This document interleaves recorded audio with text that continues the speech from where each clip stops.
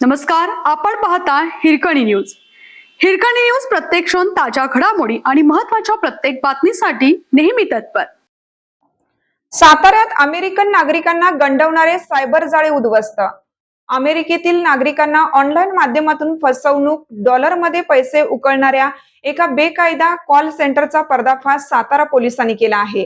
स्थानिक गुन्हे शाखा आणि कोरेगाव पोलिसांनी संयुक्त कारवाई करत कोरेगाव रहिमतपूर मार्गावरील सुभाषनगर येथील एका अपार्टमेंटवर छापा टाकून 17 संशयितांना ताब्यात घेतलं.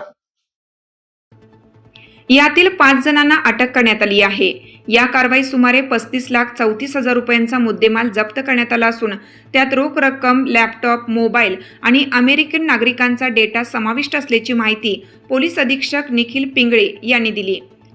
पोलीस अधीक्षक निखिल पिंगळे यांनी पत्रकार परिषदेत या कारवाईची माहिती दिली. त्यांनी सांगितलं की Shri Sai logistic and consultants LLP या नावाने फेब्रुवारी 2026 पासून हे कॉल सेंटर सुरू होतं. नागरिकांकडून मिळालेल्या गुप्त माहितीनंतर स्थानिक गुन्हे शाखेचे निरीक्षक विश्वजित घोडके यांच्या मार्गदर्शनाखाली पोलीस उपनिरीक्षक विश्वास शिंगाडे यांच्या नेतृत्वाखाली विशेष पथक तयार करण्यात आलं होतं.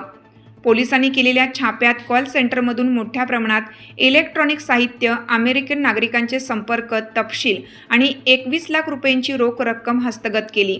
या प्रकरणात सागर हरिश्चंद्र सूर्यवंशी याच्यासह वीरेंद्र बोडरे, अक्षय भंडारी, गुरुप्रसाद राणे, मनीष जोशी, शमशुद्दीन सय्यद, गौरव लांडगे, अभिषेक गुप्ता, ईशांत खांडेकर, रितेश चौहान, बाबू चलवादी, अवी वानखेडे, दीपक खंडारे, मोहम्मद शफीक कोकणे, ओंकार घारगे, दीपेन जाधव आणि लेबिन सायमन यांना ताब्यात घेण्यात आलं आहे.